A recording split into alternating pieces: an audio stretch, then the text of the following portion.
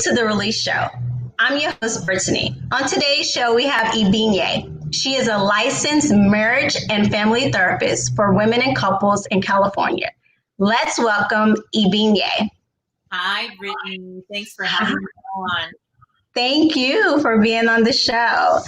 Please tell us, amongst the various professions that are dominated by women, what inspired you to become a marriage and family therapist?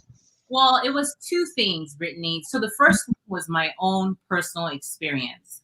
When I had my son, I went through postpartum depression. And at the time, I had no idea that was what I was struggling with. I knew this felt a little bit off. And so I was doing some research online and I came across marriage and family therapists. And I felt like, oh my goodness, this is what I needed to do. And also I had a loved one who had their own personal struggle with mental health. And in my search and trying to help, that really inspired me to pursue this profession. That is great. So there are 4 topics I want to cover on the show today: generational curses, marriage, the blended family, and the toxic family dynamic. First, let's talk about generational curses. Generational curses are curses that are affecting so many people, and if we don't break the curses, our family will continue to keep going through these same things over and over. What is your insight on generational curses, and what should we do to break them? So I hear this topic all the time, generational curses, and it's the idea of there's a certain pattern of behavior that has occurred down the family line, and sometimes we believe because it's happened to grandma, grandpa, mom, dad, it's going to happen to me as well. So with that, the first step is we need to break our mindset about it. Yes, family background, the environment, the way that you were raised, they do influence your life, but they do not set your life in stone. We have to remember that.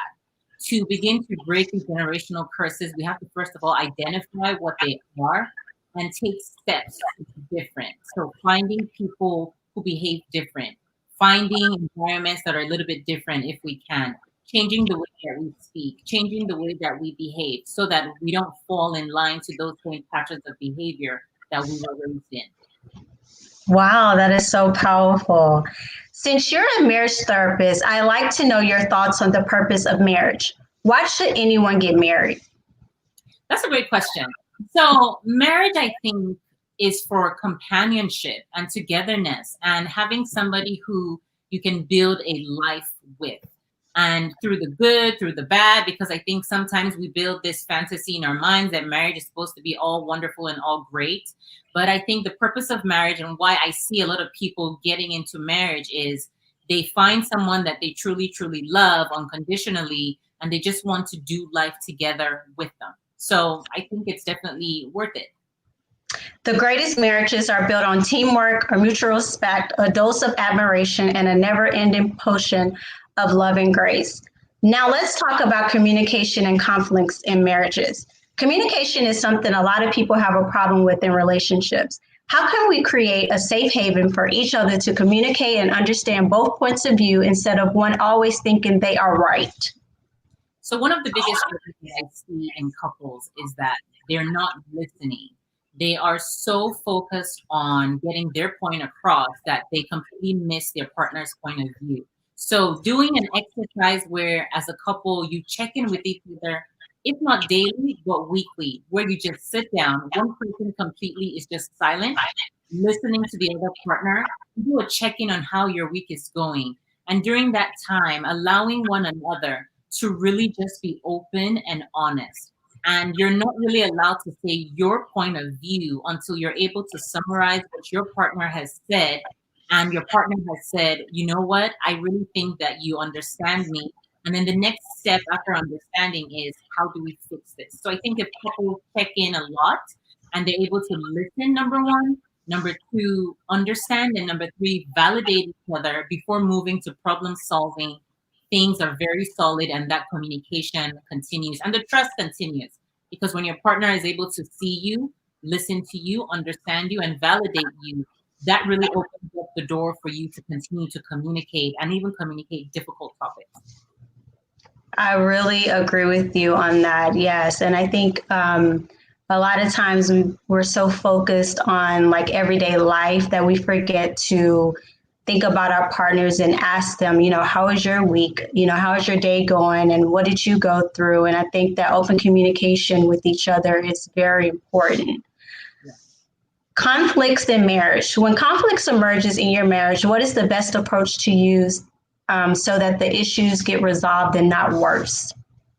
So, well, being able to put apart from one another and have understanding for one another, and definitely not pointing the finger and blaming. Using I statement. Therapists say this all the time. So this is how I feel, and ensuring that when there's conflict, one partner is not attacking the other partner. Because the moment there's an attack, walls go up, nobody's listening anymore. So to resolve conflict, just have a conversation, sit, listen to the other person's point of view. The interesting thing about conflicts is they don't necessarily need to be resolved 100% of the time. In most relationships, over half of the conflicts are never actually resolved. They're just managed. So moving from the mindset of we need to resolve every single conflict and I need to be right all the time to even though we agree to disagree, let's just learn how to manage this conflict so that it's not so horrible every single time it comes up. Being able to apologize to one another is very, very important, and not bringing up old mistakes that partners have. Yeah, that's a big one, like bringing up things from the past to like get back at you, because you open back that wound that you act like you've forgotten about or forgiven the person for, and you'll keep like throwing those things from the past to make you feel better, like, for that moment, you know what I mean? So that's great advice. Thank you. When the pandemic started, I heard a lot of negative news surrounding marriages. During the pandemic, I personally felt it was very important for people to strengthen their marriages and spend more family time together since we were all stuck in the house. Do you think the divorce rate went up or down, and why? I think it definitely went up because let's be honest, a lot of couples are basically just living together to pay bills or living together to raise kids, but they're not really pouring into each other. They're not really doing the date nights. They're not really having these difficult conversations. They're just kind of living as roommates. So then when you have a roommate who you haven't checked in with for years, and now you have no choice but to be staring at their face all day, every day, you start to notice the things that you don't like. All the resentments that you never talked about begin to boil. All the things you don't like about them come up. Everything you don't like about them comes to the surface. And I definitely suspect that the divorce rate definitely went up and up because people didn't know how to communicate. And then when you're stuck in a house with someone that you may or may not even like at this point, things just blow up. So what is the approach a person should take when they are dealing with a stubborn person? That's a difficult one. So I always say, especially if you choose to come into therapy, both parties have to be on board. It is not possible to actually change a stubborn person unless so I would say approach them and find out more about why they're so stubborn. Find out exactly what's going on underneath that stubbornness. There's probably a need that's not being met, and see if it's possible for you to meet that need. And don't make it about, the past and resentments and all of this stuff. Just make it about understanding. You can never have too much understanding. So even if you don't necessarily agree with their stubborn stance, or even if you think they need to change their point of view on something, it's really not going to matter if you're coming from a place of this. I'm just trying to understand your world and why things are this way in your perspective. So just understand their perspective so that you can move on. Okay, what about a spouse with a bad temper? That is a difficult one. If a spouse is dealing with a bad temper, I would really strongly suggest that they seek help because a bad temper can easily become abuse. And of course, I would never, ever encourage anybody to sit in abuse. So in that case, it's really dicey because a bad temper could be, are they hitting? Are they throwing? Are they being violent? Avoiding hot button topics that get them in a rage, avoiding, little triggers because everybody with a super hot temper has their own trigger. And if they are willing to have a third party come in and mediate, and it doesn't even have to be a therapist, it could be a religious leader, family member, friend, whomever it is, then that could be helpful. But say to be very careful so that things do not escalate to, abuse or violence. Have you seen an increase in clients since the pandemic started? At the beginning, there was a dip in clients because clients were definitely, everybody was in crisis. Nobody knew, are the therapists even open? Can they help me with something like this? But shortly after everything went into lockdown, oh, definitely, the phone was ringing off the hook because this is a crisis and people need that additional support and help. So what can people do to help restore their marriages? Take that time for each other. First of all, spend some time thinking about why you fell in love and talk to each other about it. Spend time knowing your partner's love language. Is it quality time? Is it physical touch? Is it words of affirmation? Pour into your partner. Really reminisce about the past. At the end of the day, come together and just, even if it's just a 5 minutes, talk about your day, talk about stressors, manage them together. Have fun. Don't forget to have fun. Life is not just about paying bills and taking care of family and kids, but continue to do things. It could be a game night. It could be cooking dinner together. You don't even have to spend any money, but just trying to date each other again.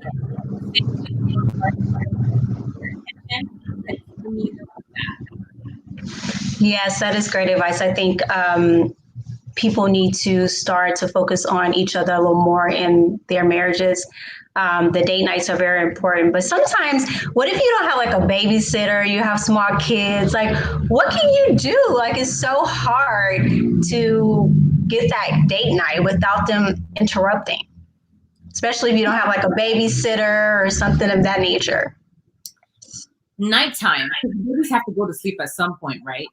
So these date nights don't have to be, go out and drive to the other part of town. It could be, okay, the babies are in bed at this time. We have a 30-minute window. Sit down, watch a movie together. Sit down and play a game together. Sit down and have sex together. Like do something to spice up the marriage. Now let go of the idea of a traditional date night where you actually have to go out, pay money, get the babysitter, all of that. A date night could be, we're going to sit down and wash dishes together. But as we're washing dishes together, we're listening to music and we're vibing together and we're enjoying life. Think about, make things a little bit spicy.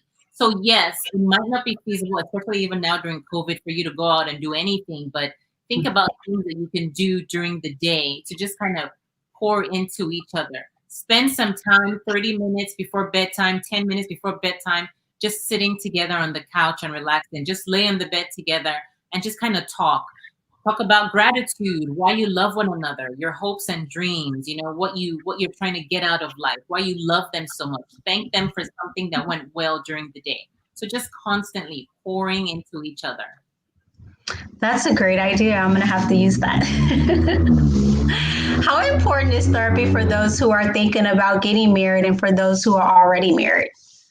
So first of all, I am a huge fan of premarital therapy because what I often see is that couples who are in breakdown would have been able to prevent the breakdown if they talked about these things before ever getting married.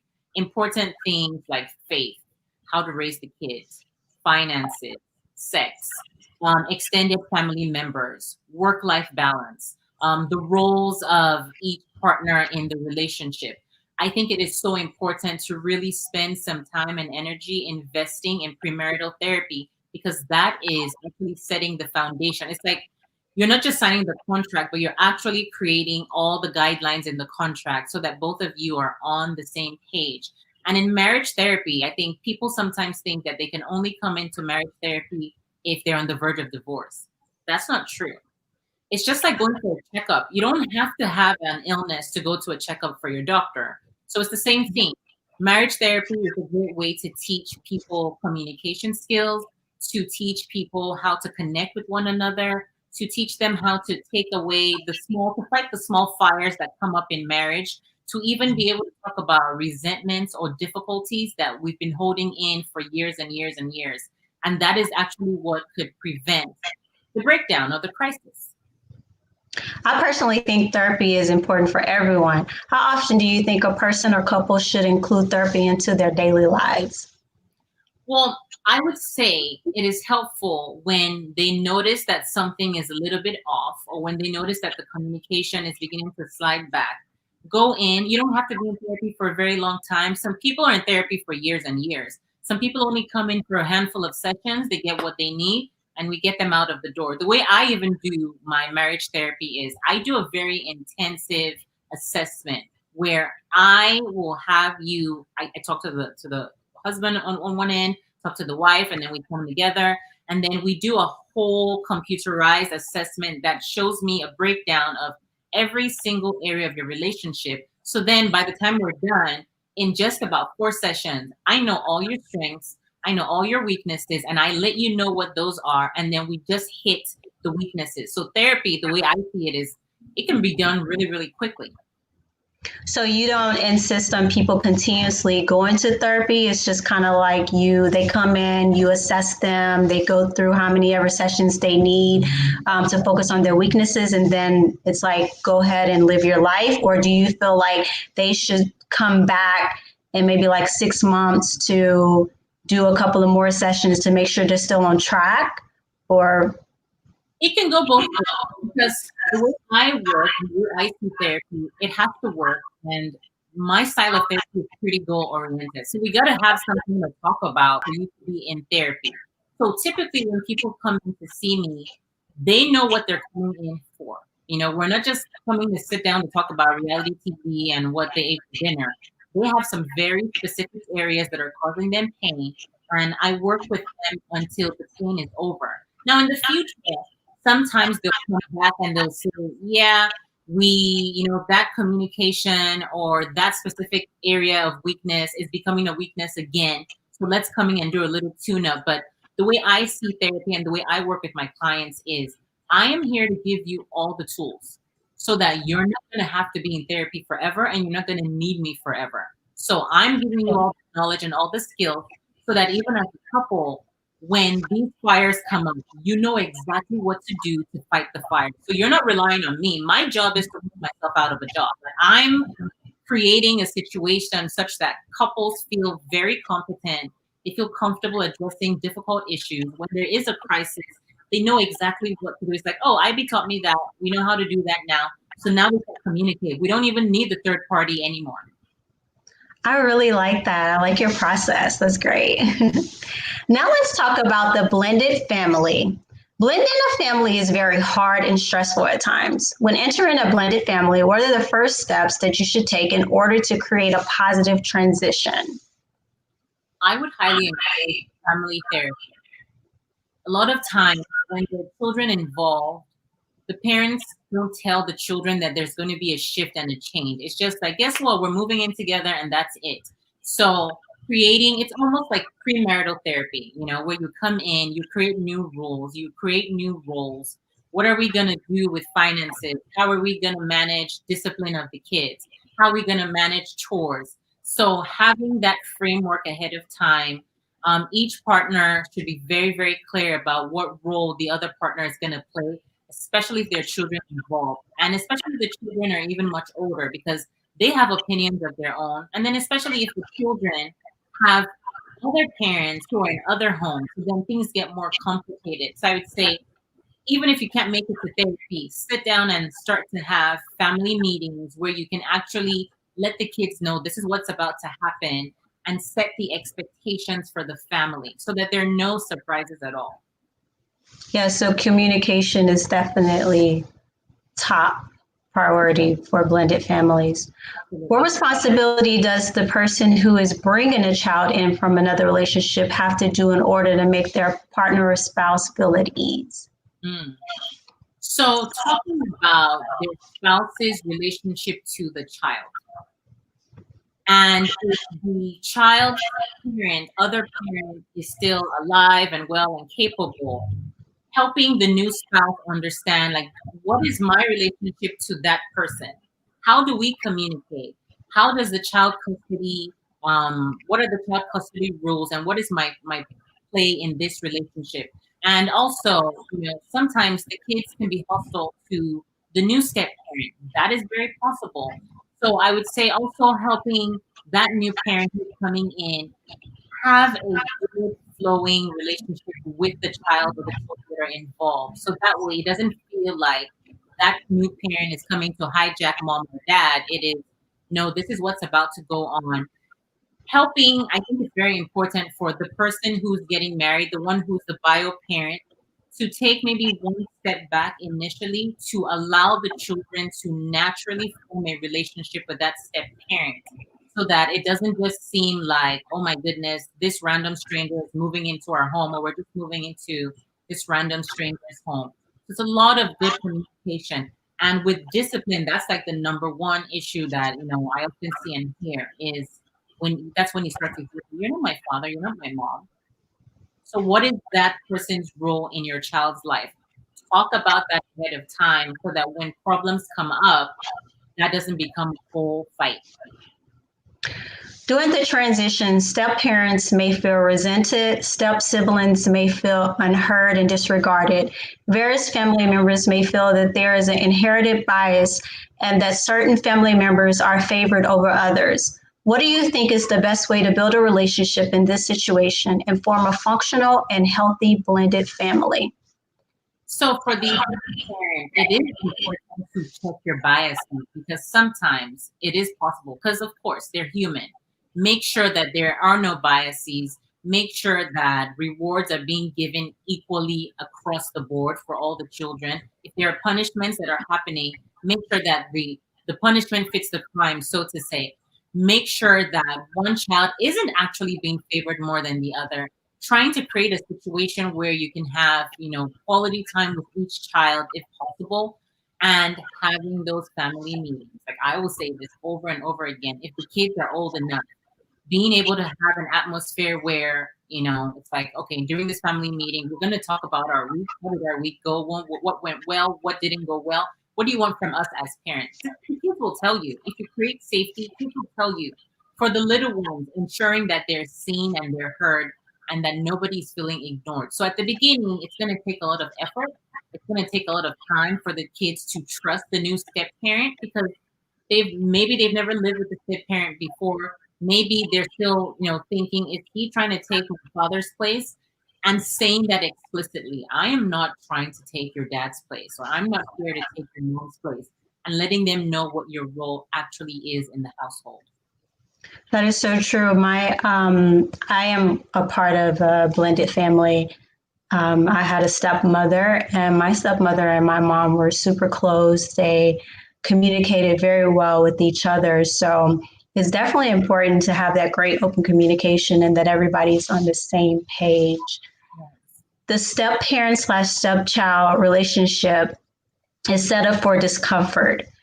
Your stepchild will test you. They will want to know your limits. What do you think is the best way to set a foundation for respect and possibly discipline in a blended family? Well, respect is that is right. You cannot force a child to respect you. Kids are always watching us, and based on our behavior, they decide whether they respect you or not. And let's make this distinction. There's a difference between respect and fear. A child can fear you and not respect you whatsoever.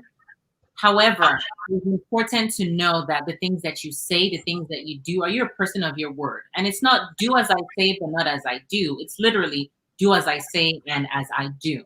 So they're watching you, making sure that when you tell a child something, you keep your word. Making sure that even with punishments as well, if you say, if you do this, then you're going to get a timeout, making sure that you follow through. And with time, they can see, a child knows where they put them. It's only a matter of time. They just have to watch you for a month or two. And it's pouring that love into them and making sure sometimes parents will do this. They talk bad about the child's dad or mom or grandma or whomever. Making sure that you do not say anything strange about their parent. Even if their parent is an unfit parent, let that never come out of your mouth, making sure that you're someone of your word and that you have a respectable character. And yes, they will test you, but our bio kids also test us as well. So it's no different. That's true. While parenting isn't easy, There is definitely a right and wrong approach to the situation. What do you think some of the best ways to handle children, especially in their teens? Let's listen to the kids. Because I think as parents, we spend so much time talking at them and we don't talk to them. Have a conversation with your kids as often as you can and just make it casual. You know, how was your day? Tell me about school. What's going on? Is there anything you're struggling with right now?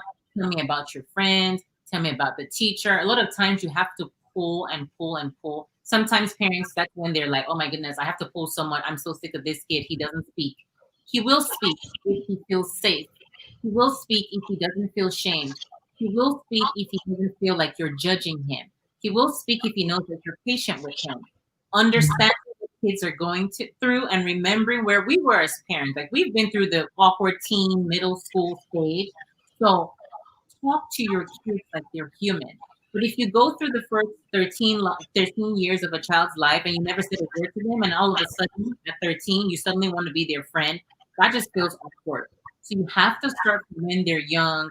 Have fun with your kids. Sit down and watch TV with your kids. Listen to music with your kids. Just get involved in their lives. Know what's going on with their friends. Invite the friends over. So that way when they're teens, the message that they've been sent is, my parents are safe, I can trust them, and I actually want to spend time with them. Great. As children become teens, they are likely to start lying about things because the fear of getting in serious trouble. What approach should a parent take in order to make the child understand the importance of telling the truth? Well, as a parent, it's important to ask yourself, when your child does tell you the truth, how do you react? Are you screaming? Are you yelling? Are you hitting constantly? Are you calling them names? Are you looking down on them? Are you making them feel ashamed? Are you making them feel bad? That's also important. We also need to learn as parents to check ourselves. Now, of course, I'm not saying that there are no consequences to, negative behavior, but making sure that you're speaking to your child all the time, not just only when they're out of line. So to get teens to trust us, we have to actually show them that we are trustworthy. If they say to you, I'm telling you this in confidence, do you go out there and tell every auntie and uncle and grandma and everyone their business? Or do you actually keep it in confidence? When you say to your child, if you do this, I'm going to do this for you. When they do that, do you follow through or do you just back away? Or when your child is seeking your attention, you give them the attention that they want. Do you know your child? If you don't do all of these things, of course, quite naturally, your child will not feel safe with you and they will just naturally put up a wall. So let's talk about punishment versus discipline. What is the difference and what's the most important? The most effective. Okay. So for me, this is what discipline means. Discipline means just creating a situation where you are getting your child ready for the world, period. So that when you're not there, your child knows the right thing to do and they actually do it even though nobody's watching them.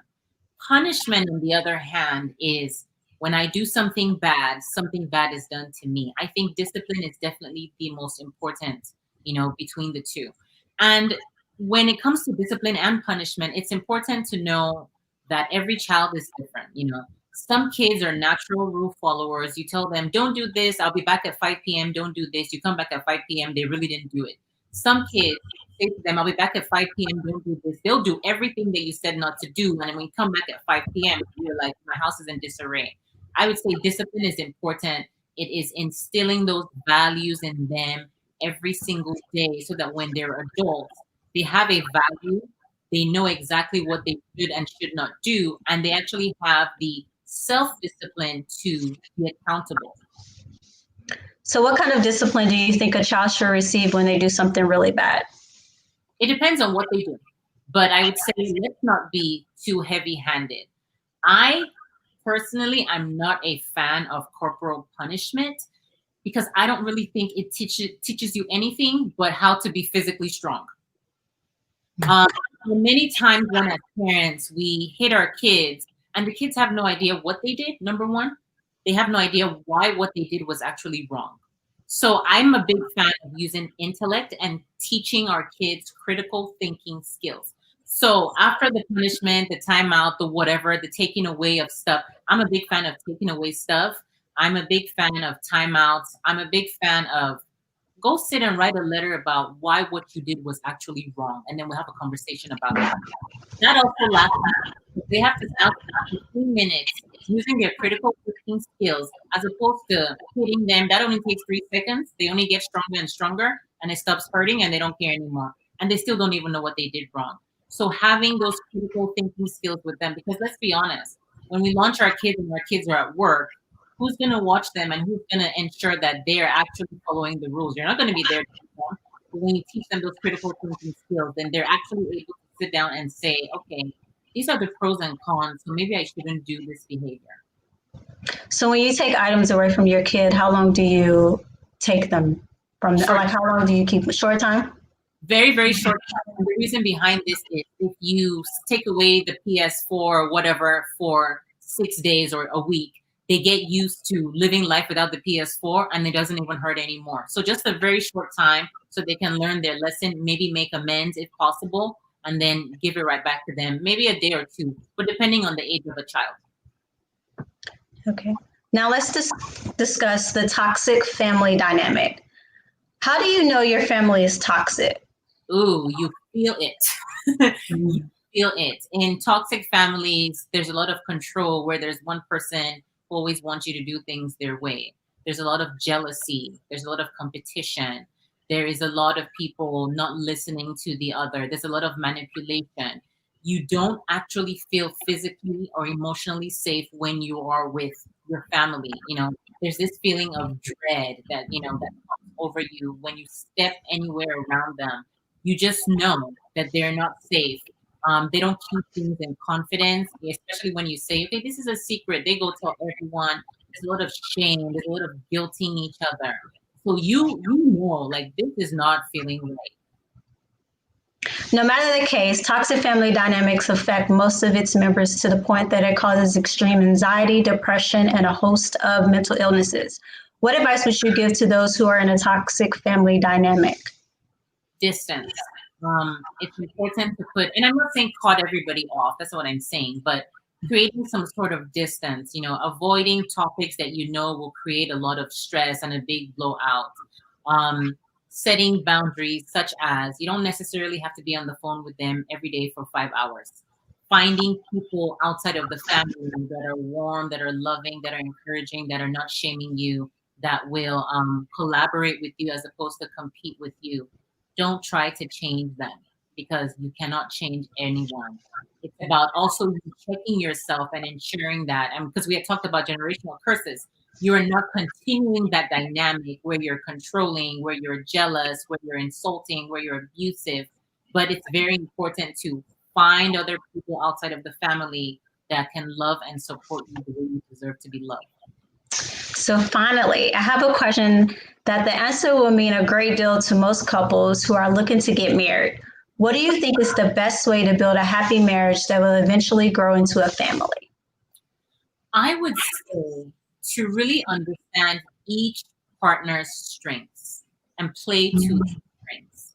Also realize that there are some non-negotiables and know what your non-negotiables are. I think a lot of times people go into marriage thinking, well, I'm going to change that about them. And then 40 years later, they never change. So going into a marriage, knowing these are my expectations for myself as a partner. These are my expectations for you. What are your expectations for yourself and for me? And being very honest about whether or not you can meet those expectations. If you know before you get married that you cannot honestly meet your partner's expectations and they can't meet your expectations, don't do it. Do not marry someone because of the hopes and the dreams. Do not marry somebody because you think you can make them into a better version of themselves. And listen to what people say. People are very honest, typically in relationships, and they tell you and they show you who they are. So don't go in there thinking, well, I can change him. That's not a big deal. I'll clean him up. Can't clean anybody up. You know, going in there with mutual respect and understanding for one another. You can't change one another, but as partners, you play to each other's strengths, and that is a way to build a great foundation, and never taking each other for granted. Thank you so much for all your great advice and all the information you've given us to help us with our own lives and situations that we are currently in. Please let everyone know how they can reach out to you. So you can find me on the website. It is thezinniapractice.com, practice.com. And I'm also on Instagram and Facebook at The Zinnia Practice. Thanks for being on this show, and I look forward to seeing more of your work in the future. Thanks for tuning in to The Release Show. See you next time.